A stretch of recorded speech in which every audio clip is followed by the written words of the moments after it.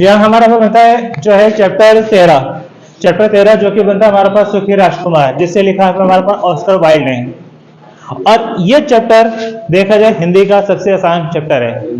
अगर इसे अपना देख समझ लोगे, यानी कि जो अभी मैं स्टोरी सुनाऊंगा, अगर इस स्टोरी को अच्छे से समझ जाओगे तो याद करने की जरूरत नहीं पड़ेगी, पेपर में आंसर कर ही दोगे। और इसकी कहानी बहुत आसान है, एक राजकुमार की कहानी है, एक सुखी राजकुमार की कहानी है। अगर कहानी को अच्छे से समझ लोगे तो कहीं से भी कैसे भी क्वेश्चन आ जाए पेपर में पक्का करके आओगे। कहानी बता देता हूँ कि कैसे क्या है। तो यहाँ पे हमारे पास देखा जाए सुखी राजकुमार है। सुखी राजकुमार कहानी ऑस्कर वाइल्ड की कहानी है। और नगर के उत्तर में सुखी राजकुमार की प्रतिमा लगी थी। मूर्ति पर हल्की सोने की पतरी मड़ी थी। आंखों की जगह दो चमकदार नीलम जड़े थे और तलवार की मूठ पर एक बड़ा सा लाल लगा था। लोग उसकी प्रशंसा करते थे कि यहाँ पे नगर है तो नगर में एक अपना मूर्ति है। और वो मूर्ति यहाँ पे हमारे पास किसकी है? सुखी राजकुमार की। और वो मूर्ति कैसी है? बहुमूल्य रत्नों से जुड़ी हुई, जिसमें अपना सोने की प्लेटिंग है, आंखें है, नीलम लगे हुए उसमें, और तलवार है, तलवार में हमारे पास लाल लगा हुआ है। और यहाँ पे हमारे पास कहा जाता है एक बार दिन भर की थकी हुई गोरैया उस मूर्ति के पास आ गई। वह वहां सोने ही जा रही थी कि पानी की एक बड़ी सी बूंद टप से उसके ऊपर गिरी। उसे हैरानी हुई। अभी उसकी हैरानी खत्म ही हुई थी कि दूसरी बूंद गिरी। गोरैया ने कहा, यह मूर्ति पानी की बूंदें नहीं रोक सकती, तो यह सोने का क्या फायदा? कोई दूसरी जगह तलाशती हूँ। वह पंख खोलकर उड़ने ही वाली थी कि उसकी तीसरी बूंद गिरी। गोरैया ने ऊपर देखा कि राजकुमार की आंखों से आंसू उमड़ रहे थे। तो यहाँ पर देखा जाए कि अपना मौसम बदलने पर जो पक्षी होते हैं अपना प्रवास करते हैं, अपना ठंडे से गर्मी, गर्मी से ठंडी, अपना कुछ जो पक्षी होते हैं अपना प्रवास करते हैं। तो ऐसे ही यहाँ पे हमारा पास जो है कि गोरे पक्षी है, दिन भर उड़ती है और रात होने पर, शाम होने पर अपना वह एक ठहरने की जगह देखती है। वो देखती है कि अपना पास में एक मूर्ति है। वो सोचती चलो मूर्ति के पास में ही नीचे अपना बैठ जाती हूँ। और जहां वो बैठती है तो होता है कि उसके ऊपर अपना कुछ पानी की बूंद गिरती है। एक बूंद गिरी, दूसरी बूंद गिरी, तीसरी पे उड़ने वाली होती है, लेकिन तभी देखती है कि वो जो पानी की बूंदें हैं, बल्कि पानी की बूंदें नहीं, बल्कि उस मूर्ति के अंदर से निकलने वाले, आंखों से निकलने वाले आंसू है। अब आगे गोरे ने पूछा कि तुम कौन हो? राजकुमार ने उत्तर दिया कि मैं सुखी राजकुमार हूँ। इस पर उसने पूछा कि तुम रो क्यों रहे हो? तुमने तो अपने आंसू से मुझे बिल्कुल ही भिगो दिया। तो अब यहाँ पे अपना जो गोरैया पक्षी है वो राजकुमार से जानना चाहती है कि तुम रो क्यों रहे हो, कि तुम तो इतने अपना जो इतने सुंदर हो, इतने सारे बहुमूल्य रत्नों से जड़े हुए हो, तो रो क्यों रहे हो? और मूर्ति राजकुमार ने उत्तर दिया, जब मैं जीवित था तब मेरे सीने में आदमी का दिल धड़कता था, तब मेरा आंसुओं से भी वास्ता नहीं था। मैं आनंद के साथ महल में रहता था। मेरे चारों ओर इतना सौंदर्य था कि मुझे बाहर देखने की आवश्यकता ही अनुभव नहीं हुई। एक दिन मैं मर गया और आज मरने पर मुझे इतना ऊंचा टांग दिया है कि मैं संसार की क्रूरता और दुख दर्द देख सकता हूँ। मेरे शहर में इतना दुख है, हालांकि मेरा दिल जस्ते का है फिर भी फटा जा रहा है। तो अब यहाँ पे अपना राजकुमार अपने बारे में बताता है कि वो जो है सुखी राजकुमार है। और जब वो जीवित था, जब वो जिंदा था, तब उसने अपने जीवन में कभी दुख देखा ही नहीं कि दुख होता क्या है। तो दुख से कभी उसका वास्ता ही नहीं पड़ा कि दुख ना की कोई चीज है क्या। और उसके मरने के बाद में उसका पुतला बनाकर नगर के बीचों बीच लगा दिया और उस पुतले के अंदर उस राजकुमार की आत्मा बसी है। अब आगे मूर्ति अपनी बात कह ही रही थी। एक गंदी सी गली में टूटा फूटा मकान है, उसमें एक दुबली पतली स्त्री बैठी है। उसके हाथ सुई के घावों के कारण जख्मी है। वह सर्व सुंदर अंगरक्षिका के लिए फूल काट रही है। एक कोने में उसका बच्चा बीमार पड़ा है, तेज बुखार है, वह फल मांग रहा है। मूर्ति गोरे से पूछती है कि क्या तुम मेरी तलवार की मूठ में लगे लाल को निकालकर उसे दे सकती हो? मेरे तो पैर इस खंबे से जड़े हैं, मैं चल नहीं सकता। तो अब यहाँ पे हमारा पास जो सुखी राजकुमार है वो नगर के दुख के बारे में बताता है कि नगर में कैसे लोग दुखी हैं। और वो मैं ले दो तो अटेंडेंस बैठ जाओ, लग जाएगी अटेंडेंस।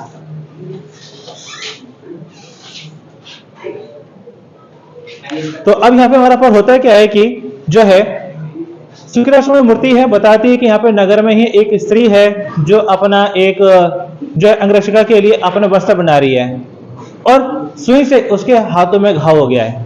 उसका बच्चा बीमार है और वो खाने के लिए फल मांग रहा है, लेकिन जो माँ है इतनी बेबस है कि उसे खाने के लिए फल तक नहीं दे पा रही। तो इस पर अपना राजकुमार ये कहता है कि किसी तरह जाके उसको अपना जो है कि मेरे तलवार में लगा हुआ जो लाल है उसे दे दो ताकि उसकी कुछ मदद हो जाए। गोरे ने कहा, दक्षिण देश के लोग मेरी प्रतीक्षा कर रहे हैं। वे नदी पर उड़ने और कमल के फूलों से बात करने के बाद राजाओं के मकबरे पर सोते होंगे। राजा रंगीन ताबूत में सो गया होगा। वे पीले वस्त्रों पर लिपटा होगा। मसालों से उसका अंग लेपन किया गया होगा। उसकी गर्दन पर पुखराज होगा। उसके हाथ सूखी पत्तियों की तरह होंगे। मूर्ति ने कहा कि गोरिया तुम आज मेरा यह काम कर दो। वह बच्चा भूखा प्यासा है और उदास है। मूर्ति ने कहा कि गोरिया तुम आज मेरा काम कर दो। पीछे बात है नहीं, हाँ पीछे। मूर्ति ने कहा कि गोरिया तुम आज मेरा ही काम कर दो। वह बच्चा भूखा प्यासा है और उदास है। इस पर गोरे ने कहा कि मैं बच्चों से बिल्कुल प्यार नहीं करती। पिछले बसंत में बच्चे मुझे ढेले मारा करते थे। यद्यपि मुझे चोट नहीं लगी पर इससे मेरा अपमान तो हुआ। राजकुमार को जब गोरिया ने उदास देखा तो उस पर दया आ गई और उसने कहा कि मैं तुम्हारा काम कर दूंगी। मूर्ति ने गोरिया को धन्यवाद दिया। तो यहाँ पे हमारा पर जो है कि अब जो है कि राजकुमार है वो चाहता है कि गोरिया है नगर के लोगों की मदद करे। वो जो है अपना पूरी तरह से सोने से मड़ा हुआ है, उसमें सोने लगा है, उसके अंदर अपना जो है कि कीमती रत्न लगे हुए हैं, नीलम है, लाल है, कई सारी कीमती चीजें हैं। तो वो चाहता है कि इन चीजों को नगर के लोगों में बांट दिया जाए। तो ऐसे में जो यहाँ पे गोरे पक्षी है शुरू में मना करती है। वो कहती है कि पिछले साल जब मैं यहाँ से जा रही थी तो यहाँ के जो बच्चों ने जो मुझ पर पत्थर फेंके थे, मेरी किस्मत अच्छी थी कि मुझे अपना पत्थर लगा नहीं, लेकिन मेरे जो मान सम्मान है उसको ठेस तो पहुंची। तो यहाँ के लोगों की मैं मदद नहीं करूंगी। लेकिन फिर भी क्या है कि अपना जो है कि राजकुमार के बार बार रिक्वेस्ट करने पर, विनती करने पर अपना गोरिया को दया जाती है और मदद करने के लिए राजी हो जाती है। गोरिया ने राजकुमार की तलवार की मूठ से लाल निकाला और उसे अपनी चोंच में दबाकर गिरजाघर में शिखर के पास से गुजरी। वहां श्वेत संगमरमर की मूर्तियां बनी हुई थी। वे ऊंचे महल से गुजरी। वहां उसने देखा कि छज्जे पर एक किशोरी अपने प्रेमी के कंधे पर हाथ रखे आई। किशोरी और प्रेम परस्पर बातें कर रहे थे और गोरे नदी से गुजरी, जहाज के शिखर पर लटकते हुए आकाशदीप और देखे। अंत में वे उस टूटे फूटे मकान में पहुंची। भीतर झांका, बच्चा बुखार के कारण बिस्तर पर तड़प रहा था। वे फुदक कर कमरे के भीतर पहुंची और उसने उस स्त्री के पास लाल रख दिया। मां थककर सो गई। गोरे बच्चे के सराहने उड़कर अपनी पंखों से उसे हवा करने लगा। हवा से स्वस्थ होता हुआ बच्चा बोला, कितना अच्छा लग रहा है, लगता है मैं स्वस्थ हो रहा हूँ। गोरे उड़कर मूर्ति के पास आ गई। वे मूर्ति से बोली कि हैरानी है कि हालांकि बहुत ठंड है पर मुझे जरा भी नहीं लग रही। मूर्ति में बने राजकुमार ने कहा कि इसलिए कि तुमने आज एक भलाई का काम किया है। गोरैया सो गई। सुबह उठी, नदी में स्नान किया।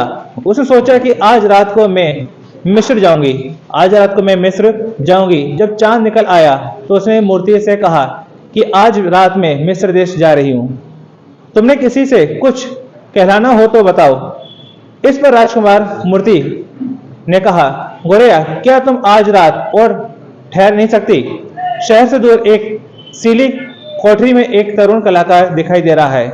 वे अपनी कागज भरी मेज पर और रंगमंच के लिए नाटक लिख रहा है, मगर ठंड के कारण उसकी उंगलियां नहीं चल रही है। अंगूठी में एक कोयला नहीं है। भूख से उसकी आंखें अपने सपने टूट रहे हैं। गोरैया बोली कि मेरी मिस्र देश में प्रतीक्षा हो रही होगी। कल मेरे सब साथी दूसरे झरने पर जाएंगे। वहां नरकुल की झाड़ियों में दरियाई घोड़े सोते हैं। संगमुसा की शिला पर मेमनान पर देवता बैठा है। रात भर तारों को देखता है। भोर का तारा जब डूबता है तो वह खुश हो उठता है। दोपहर के समय वह शोर आते हैं जिनकी आंखों पर रत्नों की तरह चमकती है और उनकी गरज से झरने की आवाज डूब जाती है।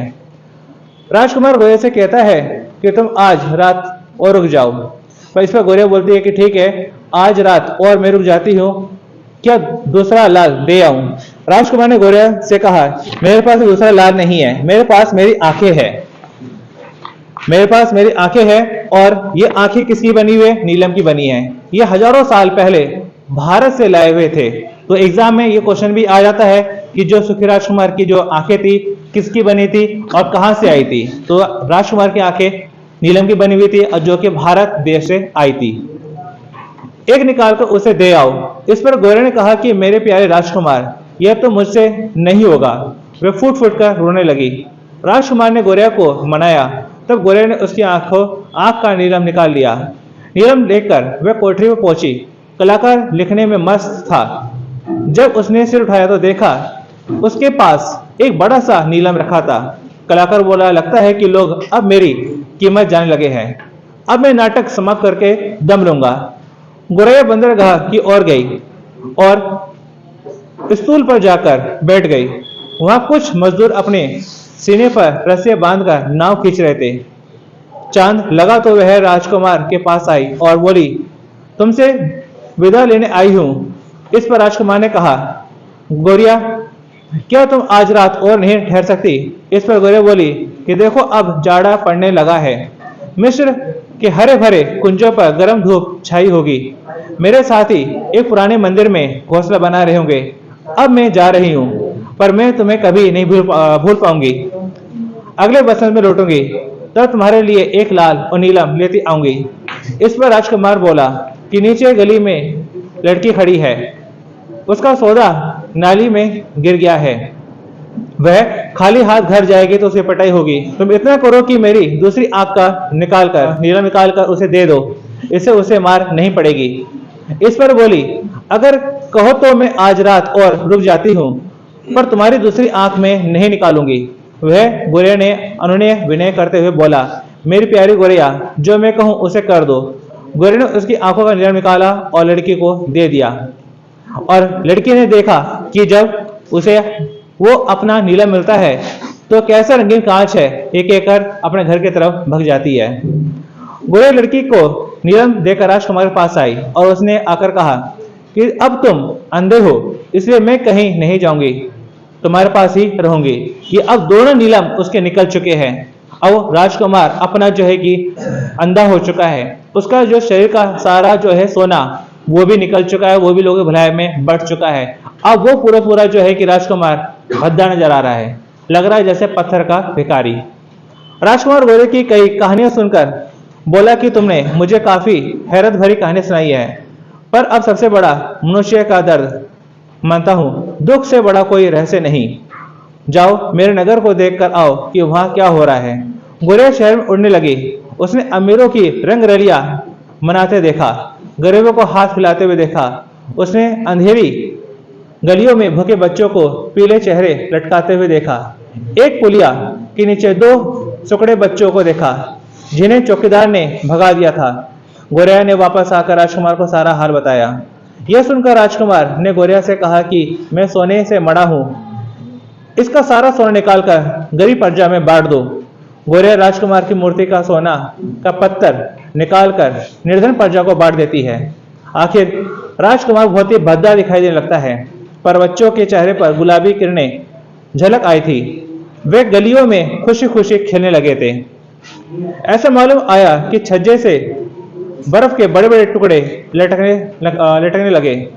सभी रोएदार और ओवरकोट पहनकर निकलने लगे। नन्ही गौरिया ठंड से अकड़ने लगी, क्योंकि पक्षी है, अब ठंड आ रही है तो ठंड में अपना वो ठंड से अपना मर जाती है। तो नन्ही गौरिया ठंड से अकड़ने लगी। राजकुमार से इतना प्यार करती थी कि उसे किसी भी सूरत में छोड़ना नहीं चाहती थी, और अंत में उसे लगा कि वह अब अधिक दिन जी नहीं सकती और अब उसके पैरों की तरफ ही जो है अपना वो मर जाती है। गौरिया ने राजकुमार से हमेशा के लिए विदा मांगी और कहा कि क्या तुम मुझे अपना हाथ चूमने दोगे? इस पर राजकुमार ने उससे कहा कि मुझे इस बात पर बेहद खुशी है। और इसी समय राजकुमार की मूर्ति से कुछ चटका हुआ और यह कुछ मूर्ति अंदर से जस्ते का बना दिल चटक गया और पाला बहुत तेज था। दूसरे दिन मेयर अन्य सदस्यों के साथ टहल रहे थे, अन्य सदस्यों से कहा कि यह मूर्ति कितनी भद्दी लग रही है। सदस्यों ने मेयर की हाँ में हाँ मिलाई, कहा यह तो पत्थर का भिखारी लग रहा है। मेयर ने कहा कि इसके पैर के नीचे एक चिड़िया मरी पड़ी है, कल घोषणा करवा दो कि यह चिड़िया ना मरने पाए। इसके बाद वहां यह मूर्ति हटा दी गई और नगर के एक कलाविद ने कहा कि राजकुमार की यह मूर्ति सुंदर नहीं है, इसलिए अब इसका कोई उपयोग नहीं है। इसके बाद इस मूर्ति को भट्टी में गला दिया गया। पूछा गया कि अब इसका क्या किया जाए। इस पर मेयर ने कहा कि मैं समझता हूं कि मेरी मूर्ति बना दी जाए। मेयर की यह बात विवाद का कारण बन गई और हर सदस्य अपनी मूर्ति बनाने में अड़ गया। लोग लाने वाले मिस्त्री को हैरानी हो रही थी कि जस्ते से बना दिल भट्टी में नहीं पिघल पा रहा था। उसने उस दिल को उसी कूड़ेदान में फेंक दिया जहां गोरिया की लाश पड़ी हुई थी। ईश्वर ने अपने देवदूत से कहा कि मेरे लिए नगर की सबसे कीमती 2 चीजें लाकर दो। वे देवदूत जस्ते का दिल और गोरिया की लाश लेकर गया। राजा ने देवदूत की सराहना करते हुए कहा कि मेरे उपवन में यह गोरिया हमेशा चहकती रहेगी और सुखी राजकुमार सदा मधुर विहार करता रहेगा। तो यहाँ पर इस तरह से जो है अपना सुखी राजकुमार का जस्ते का दिल और अपना गोरिया की लाश, इन दोनों को अपना स्वर्ग में स्थान मिलता है। अब ये कहानी बहुत आसान है और इस कहानी को एक बार अपना पढ़ लोगे, इसके बाद कहीं से भी कैसे भी क्वेश्चन आ जाए अपना लिख ही दोगे। ऑब्जेक्टिव सवाल भी आएंगे, कम से कम 3 या 4 सवाल तो ऑब्जेक्टिव सवाल आ जाएंगे। अब बाकी अपना लगभग अपना 10 नंबर के आसपास जो अपना क्वेश्चन आएंगे एक्सप्लेन करने वाले, तो लगभग 10 से 15 नंबर इस चैप्टर से पूरे हो जाएंगे। और चैप्टर क्या हमारे पास बहुत आसान है, सिर्फ सिंपल सी छोटी सी कहानी है कि एक राजकुमार है, अपना नगर उसी मूर्ति लगी हुई है, लोग उसे प्रशंसा करते हैं और नगर में दुख को देखकर मूर्ति परेशान है, दुखी है और गोरे पक्षी से वो मदद मांगती है। और गोरे पक्षी सारा उसका गोल्ड है, उसका अपना जो भी अपना नीलम है, उसकी जो भी अपना कीमती रत्न है जनता में बांट देते हैं। गोरे ठंड से मर जाती है और फिर अपना जो है कि आगे यहाँ पे इनको स्वर्ग में स्थान मिलता है, गोरे की लाश को और अपना सुखी राजकुमार के जस्ते के दिल को। अब इससे जुड़े हुए यहाँ पे हमारा पर जो है कि 12 क्वेश्चन हैं जो अपने एग्जाम में आने के लिए सबसे ज्यादा जरूरी बनते हैं, कि इनमें से बहुत सारे क्वेश्चन हैं जो पेपर में आएंगे ही आएंगे। कुछ क्वेश्चन ऑब्जेक्टिव आएंगे तो कुछ क्वेश्चन हमारा पास जो है 3-4 नंबर में आएंगे। पहला सवाल है, जैसे नगर के सुखी राजकुमार की प्रतिमा की तारीफ क्यों करते थे। कि यहाँ पे नगर है तो नगर में जो लोग हैं, नगरवासी है, सुखी राजकुमार की प्रतिमा की तारीफ करते थे। क्यों करते थे सर? क्योंकि वो गोल्ड की बनी हुई थी, उसकी आंखें नीलम की थी, उसकी तलवार पे लाल लगा हुआ था। ठीक है, तो यहाँ पर नगर के लोग प्रतिमा की तारीफ करते थे क्योंकि उसकी प्रतिमा सोने से मड़ी हुई थी, उसकी आंखें नीलम की थी, उसके तलवार में लाल लगा हुआ था और कई सारे अपना कीमती रत्न उसमें लगे हुए थे, जिस वजह से अपना नगर के लोग उस प्रतिमा की तारीफ करते थे। ठीक है, एक और सवाल है हमारा पर, सुखी राजकुमार कहानी का सबसे मार्मिक स्थल कौन सा है और क्यों। मार्मिक का मतलब होता है हमारे पास दिल को छूने वाला, जो दिल को छू जाए वो मार्मिक। तो इस कहानी में ऐसी कौन सी घटना है जो दिल को छू जाती है। वैसे देखा है काफी सारे हैं, लेकिन यहाँ पे अपना लिख सकते हैं जैसे कि एक बनता है उसकी आंखें जो नीलम की बनी थी, उसे पता है कि अगर मेरी दोनों आंखें निकल गई, एक तो चलो निकल गई, अगर दूसरी आंख भी निकल गई तो पूरी तरह से वो अंधा हो जाएगा। तो एक थोड़ा सा ये भी मार्मिक स्थल बनता है कि वो अपनी आंखें है दे देता है, ये उस चीज की ये परवाह नहीं करता कि वो अंधा हो जाएगा। और दूसरा ये भी है कि अपना उसका जो दिल है जो कि जस्ते से बना है। एग्जाम में ये भी क्वेश्चन आ सकता है कि सुखी राजकुमार का जो दिल है किस चीज का बना था, सोने का, जस्ते का, पीतल का, तांबे का। तो ये भी अपना एग्जाम में क्वेश्चन आ सकता है और जिसका आंसर है जस्ता, कि सुखी राजकुमार का जो दिल है जस्ते का बना था। तो अब यहाँ पे हमारा पास जो है कि सुखी राजकुमार की कहानी का सबसे मार्मिक स्थल यही है कि भट्टी गलाने वाले मिस्त्री को जो है अपना उसका जो दिल गलाने पर भी उसका दिल जो गल नहीं रहा था। तो ये एक तरह से काफी मार्मिक स्थल है। और एक यहाँ पर हमारा बनता है, सुखी राजकुमार की प्रतिमा कैसी थी। मेटल होता है एक, हाँ जस्ता एक मेटल होता है। तो यहाँ पे हमारा पर जो है कि सुखी राजकुमार की प्रतिमा कैसी थी। तो जो ये हमने शुरू में कर ही लिया हमने अपना कि अपना राजकुमार की प्रतिमा जो कि सोने से मड़ी हुई थी, नगर के बीचों बीच में लगी हुई थी और उसमें कई सारे कीमती रत्न थे और लोग उसकी प्रतिमा को देख के तारीफ करते थे। और एक यहाँ पे सवाल बनता है, गोरिया को ठंड न लगने का कारण सुखी राजकुमार ने क्या बताया। वहां से हाँ बताओ जरा, गौरैया को ठंड ना लगने के कारण सुखी राजकुमार ने क्या बताया? गौरैया को ठंड ना लगने के कारण सुखी राजकुमार ने क्या बताया? कहाँ सोए पड़े हो? इधर उधर बातें करने में लगे पड़े हो, कहाँ ध्यान है तुम्हारा? वो सब छोड़ दो, तुम किससे बात कर रहे थे? यहाँ हमारा देखा है, गौरैया को ठंड ना लगने के कारण सुखी राजकुमार ने ये बताया कि तुमने आज एक भलाई का काम किया है, कि आज तुमने एक अच्छा काम किया है जिस वजह से तुम्हें ठंड नहीं लग रही।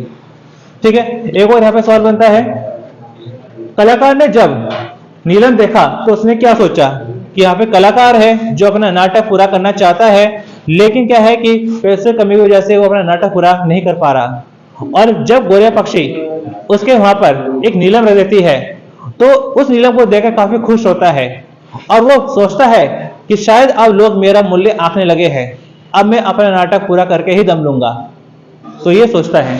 उसके बाद जब लड़की के हाथ पर गौरैया ने नीलम रखा तो उसने क्या कहा कि अपना जो है गौरैया पक्षी जो है अपना लड़की के हाथों में नीलम रखती है, तो लड़की क्या सोचती है, क्या कहती है?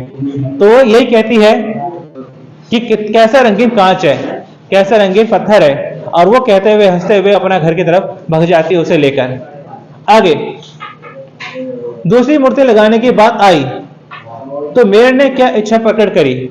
जब दूसरी मूर्ति यहाँ पर लगाई जाएगी कि मूर्ति भद्दी हो चुकी है, अपना पत्थर विकारी जैसी लग रही है, इसको हटाया जाए, हटा कर उसको पिघाला गया। अब उस पिघले धातु से जो है कि किसकी मूर्ति लगाई जाए और क्यों, किसने क्या इच्छा प्रकट करी है? मेयर ने अपनी मूर्ति लगाने की इच्छा। मेयर, तो जो नगर का मेयर था तो उसी ने उस मूर्ति को हटवाया भी था और उसी की इच्छा थी कि अपना जो इस जो धातु को पिघलाकर अब जो नई मूर्ति बनेगी वो उसी की होनी चाहिए। तो उसने अपनी मूर्ति बनाने की इच्छा प्रकट करी। और एक यहाँ पर हमारा बनता है, सुखी राजकुमार की मूर्ति किसने और क्यों हटवा दी? तो इसका आंसर जस्ट ऊपर वाले में ही था कि अपना नगर का जो मेयर था उसने देखा कि अपना जो है कि मूर्ति बहुत ज्यादा भद्दी है, अपना जो है कि बदसूरत लग रही है, और वहीं पे पास में अपना जो है कि एक पक्षी की लाश पड़ी हुई है, तो उसने अपना इस वजह से वहां से अपना मूर्ति हटवा दी। और एक जरूरी सवाल है, पेपर में पहले भी कई बार क्वेश्चन आ चुका है, लोहा गलाने वाले मिस्त्री को क्या हैरानी हो रही थी? कि जो लोहा गलाने वाला जो मिस्त्री था उसे अपना क्या हैरानी हो रही थी? हाँ बताओ जरा, पीछे से कोई है बताने वाला? लोहा गलाने वाले मिस्त्री को क्या हैरानी हो रही थी? बताओ। लोहा गलाने वाले मिस्त्री को हैरानी यह हो रही थी कि लाख कोशिश करने के बाद भी सुखी राजकुमार की पूरी मूर्ति गल गई, लेकिन सुखी राजकुमार का जो जस्ते से बना दिल है वो लाख कोशिश करने के बाद भी पिघल नहीं रहा। तो उसे अपने चीज को लेकर हैरानी हो रही थी, और उसके बाद वो अपना क्या है कि उस जस्ते को फेंक देता है और उस तरफ भी फेंकता है जहां पे क्या है गौरैया की लाश पड़ी होती है। और देवदूत से ईश्वर ने क्या मंगाया और देवदूत ने क्या ला कर दिया? कि यहाँ पे ईश्वर ने अपने देवदूत से कहा कि जाओ और नगर से 2 मूल्यवान वस्तुएं लेकर आओ। तो देवदूत क्या लेकर गए? ठीक है, तो यहाँ पे हमारा पास सुखी राजकुमार का जो जस्ते का दिल था जो भट्टी में नहीं गल पाया, जैसे वहां के मिस्त्री ने फेंक दिया था, और दूसरा पे गौरैया की लाश जो अपना दोनों एक ही जगह पर पड़ी हुई थी। तो देवदूत उन्हीं को अपना ले जाते हैं और इन्हें अपना स्वर्ग में स्थान मिलता है, तो स्वर्ग में अपना रहते हैं। और यहाँ पे हमारा पर लेखक ने राजकुमार को सुखी राजकुमार क्यों कहा है? क्या ऐसा कोई और व्यक्ति है जो सुखी राजकुमार जैसा हो या था? तो सुखी राजकुमार क्यों कहा है? तो लेखक ने राजकुमार को सुखी राजकुमार इसलिए कहा है क्योंकि जब वो जीवित था तो उसने अपने कभी भी दुख नहीं देखा। जब वो जीवित था तो उसने अपने जीवन में कभी भी दुख नहीं देखा कि दुख होता क्या है। और जब वो मर गया और उसकी मूर्ति नगर में लगाई गई और उस मूर्ति में उसकी एक तरह से उसकी आत्मा बसी हुई है, तब उसने दुख देखा। और एक और व्यक्ति भी था, ऐसा ही ठीक ऐसे ही हमारे पास एक और व्यक्ति भी था, और वो था हमारा पर जो है गौतम बुद्ध, सिद्धार्थ। फिर आगे चल के अपना गौतम बुद्ध कहलाए थे, वो अपना याद होगा बौद्ध धर्म। तो बौद्ध धर्म में बौद्ध धर्म में हमारे पास जो है कि गौतम बुद्ध है, तो उनका जीवन भी शुरुआत में वैसा ही था, सुख से भरा हुआ, उन्हें दुख देखा ही नहीं। और जब दुख देखा तो अपना जो है कि निकल के अपने सवालों के जवाब में। आगे यहाँ पे हमारा बनता है सुखी राजकुमार की आंखें किसकी बनी थी और किस देश से आई थी? नीलम। तो सुखी राजकुमार की जो आंखें थी नीलम की बनी हुई थी, जो कि भारत देश से आई थी। एग्जाम में ये ऑप्शन आ जाता है कि जो सुखी राजकुमार की आंखें थी वो किस देश से आई थी? भारत, मिस्र या चीन या अपना कोई भी दूसरा देश। तो आंसर में लिखना है अपना भारत। ठीक है, तो ये अपने वो टॉप क्वेश्चन है जो एग्जाम में पक्का पक्का आएंगे। अब यहाँ पे अपना लास्ट मैंने अपने कहा था कि 2 चैप्टर याद करने हैं। याद करोगे कि लास्ट मैंने अपने कहा था एक अखबार की दुनिया और इसे जगाओ, जो कविता थी कराया था मैंने। अब उससे जुड़े हुए सवाल पूछता हूं मैं। ठीक है, हाँ यहाँ से जो है कि अपना, हाँ बालक, इंट्रो किसे कहते हैं? हाँ, किसे पता है इंट्रो किसे कहते हैं? अखबार की दुनिया से जरूर सवाल है, इंट्रो किसे पता है? हाँ ठीक है, इंट्रो का मतलब है पे हमारा पर इंट्रोडक्शन है कि शुरुआती कुछ खबर की जानकारी, इंट्रो। और एक यहाँ पे हमारा पर जरूर सवाल है, 1 नंबर का सवाल आ जाता है, बाई लाइन। बाई लाइन किसे कहते हैं? किसे पता है बाई लाइन?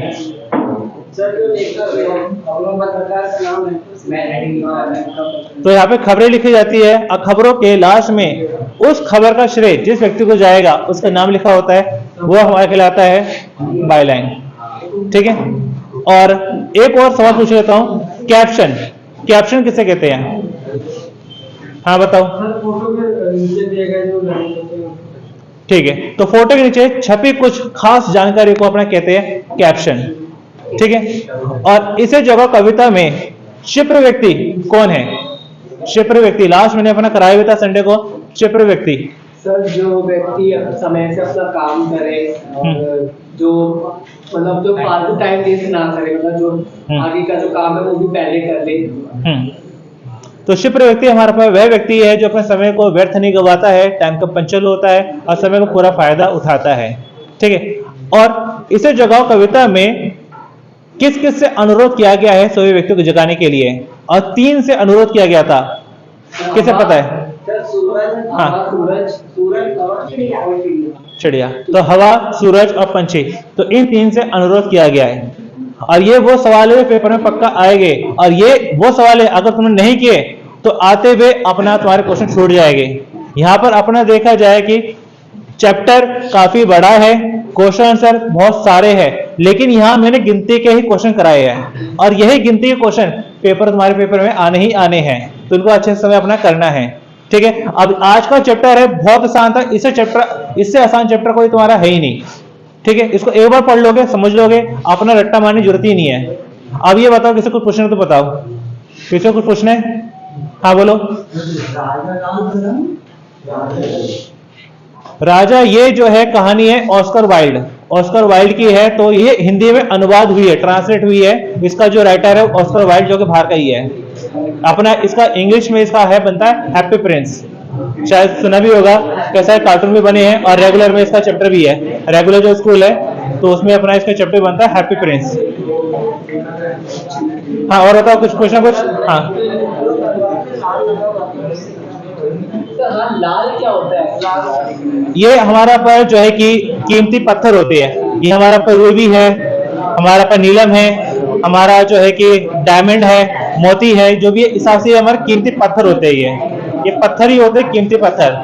अब यहाँ पे हमारा पास देखा भी होगा कि जो सलमान खान का ब्रेसलेट है, उसके ब्रेसलेट में एक यहाँ पे छोटा सा नीला सा पत्थर है, और वो पत्थर भी बहुत एक्सपेंसिव है।